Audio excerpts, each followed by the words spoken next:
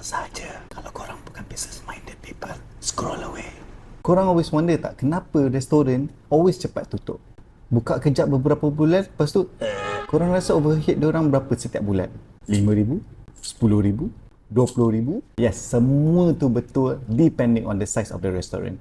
Kalau korang nak buka kedai makan, korang kena standby at least 6 bulan untuk bayar overhead sahaja. Tapi, korang pernah tak fikir kenapa bangsa-bangsa lain asyuk je?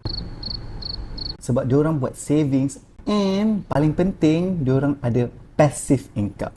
Passive income tu apa? Basically, bila kau tidur, duit tu akan kerja untuk engkau. Kat mana nak buat passive income? Beli property.